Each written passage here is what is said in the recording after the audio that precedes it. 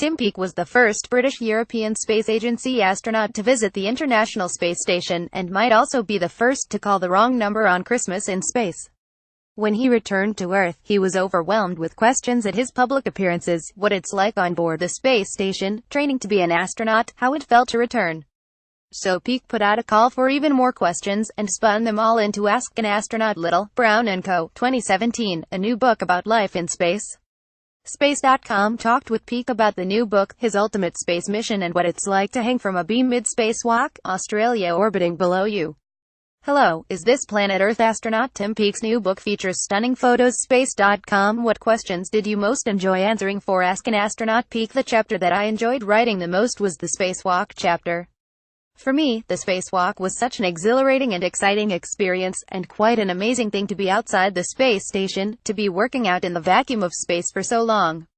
So, I thoroughly enjoyed writing and asking all of those questions. And I love trying to explain to people, as well, what it's like to be there, the view of planet Earth looking down from outside the space station. The whole spacewalking chapter was by far the best. Space.com. What was the most surprising aspect of taking a spacewalk? Peake: you're trained in so much detail for everything you're going to do, but nobody can actually, really say what it's like outside the space station. I was pleasantly surprised once the airlock opened, and we got to work outside, how relaxed I was, how easy it was to work outside. But there was one moment. I had been out for probably over about an hour and a half to 2 hours, and I was returning to the edge of the space station with a failed component that I'd replaced. I was taking a shortcut down a small metal pole that takes you to the airlock, because I had to put this failed unit back in the airlock, and halfway across I looked down, and I was very exposed. It was as if I was hanging underneath this pole. I looked down and Australia was passing beneath me, and I had this massive rush of vertigo which really took me by surprise. I'd been out there for so long, and I hadn't felt like that at all. I wasn't expecting it. It actually made me smile, made me laugh, to have that feeling. NASA astronaut Chris Cassidy has told me if that happens, to wiggle your toes in your boots. By wiggling your toes, it will make your fingers slack. And they did. It worked very well, and so I carried on. Watch British astronaut Tim Peake perform dizzying somersaults in space. Space.com. What's the hardest thing to describe about space? Peake: the hardest thing to describe is the feeling of looking back on planet Earth. It's very difficult to put into words what it's like being in space. It's a mixture of the physical feeling of being weightless and being detached, and the emotional feeling of what you're observing, as well, of planet Earth. And when you put those two things together, it's really quite an overwhelming sensation. If you imagine being outside of the space station, inside a spacesuit, you don't feel any part of that space on you. There's no pressure, there's no gravity, there's no weight on your body. When you're completely relaxed, and just floating, you feel so remarkably detached because there's almost no force on your body.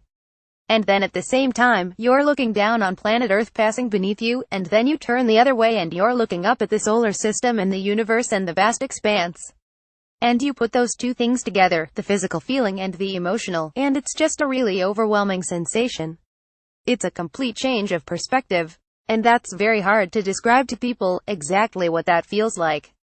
Space.com. You also tried to convey that feeling in your photo book, out earlier this year. Can you talk about how writing this book was different? Peake: with the photo book, that became a real driving passion of mine and a hobby whilst I was up in space.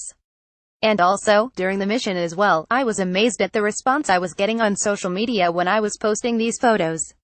I felt I had a responsibility to try and share the mission as much as possible, to share the views that I was seeing. That really drove me, in the early stages. That's why I picked up the camera and started taking photos. At the beginning, it felt like a little bit of a chore, to be picking up the camera and taking photos, but when I started to see the response, and I started to see my own skills improving, my photography improving, it just became an absolute passion. I loved it. If I got the opportunity to go into space again, I know the first thing I would do would be to go to the window, take out the camera and take a photo.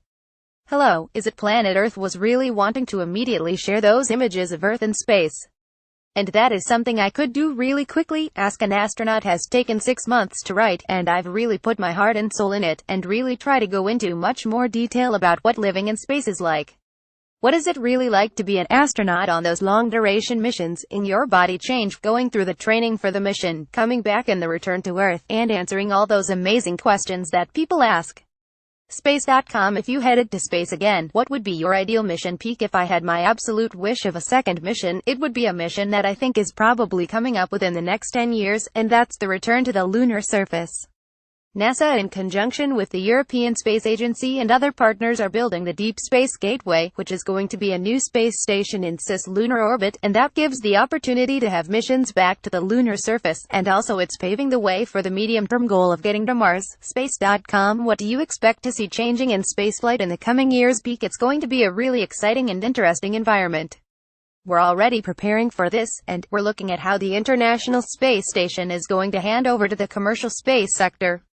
We've already got a Bigelow module attached to the International Space Station, and there are plans for a company called Axiom to put 2 modules onto the space station, and eventually, when the International Space Station deorbits and burns up, 1, potentially 2 commercial space stations will be remaining.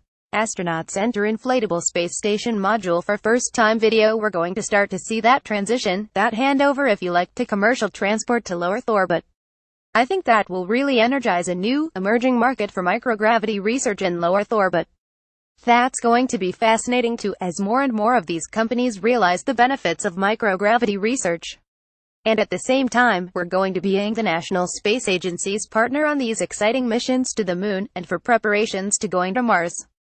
And also space tourism. I know that Virgin Galactic, XCOR, Sierra Nevada, they will be working away on these space tourist missions, which are all going to start happening in the next 5 years or so.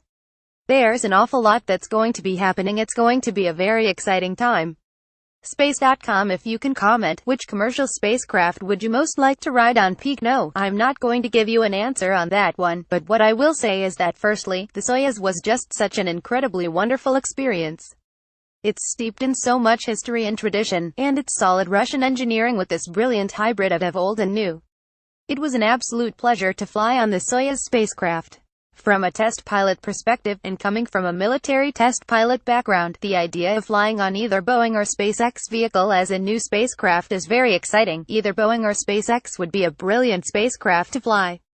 Space.com. How does your test pilot background fit in with going to space? Peake. From a test pilot perspective, I felt that I did have a huge advantage, not just in areas with direct skill transfer like the robotic arm, which is very similar to flying a helicopter, and communication skills, for example, which we focus a lot on during test pilot training, but also the whole space station is a cutting-edge laboratory, and every day a lot of the pieces of equipment you're touching, a lot of the experiments you're touching, people are asking questions back on Earth.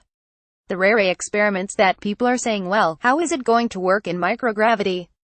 Just having that test pilot mindset of knowing how to conduct an evaluation, how to conduct an experiment, and how to report the results clearly and concisely so that people understand how we can make things better. You're evaluating new pieces of equipment every single day. View from the office this morning. Good work at Astro_Tim on the capture. Steady hands. Pick.twitter.com 47Z682 Lana. Tim Peake at Astro_Tim Peake. March 26, 2016. Space.com. I was struck by the huge amount of support you got on social media from people following your mission. Can you talk about that, Peake? It was a huge surprise to me as well. For astronauts on board the space station, it's wonderful to get that feedback, because it actually helps you connect back with planet Earth. After a few months in space, you do miss your friends, you miss your family, you miss the company of other people. To actually be able to reach out to so many people on social media and share your mission, but also receive the warm feedback and the positive feedback that was coming was very important both ways, to share the mission with other people, but for me as well it was a source of connection with planet Earth, which was wonderful. It's still quite surprising how isolated you are in space. On the space station we have limited email, we have very limited internet access, painy slow. The only information we have sent up to us is that's sent up by our ground control teams, our crew support teams. For instance, a surprising social media moment was after the spacewalk, although, for me, that was an absolute pivotal moment of my career, and a life-changing experience. I got back and after the spacewalk, and Tim Capra and myself were just chatting and having a cup of tea and drying out the spacesuits and cleaning up. I went back into my crew quarter and it really hit me when I started seeing some emails, people telling me you've had an email from Elton John saying enjoy your stroll outside. I mean, wow, okay. It really hit me that it wasn't just my own personal lifelong ambition come true, but it also had a huge impact on so many other people back on Earth. This interview was edited for length. You can buy Ask an Astronaut on Amazon.com. Email Sarah Lewin at lewin@space.com or follow her at Sarah Explains. Follow us at space.com, Facebook and Google. Original article on space.com.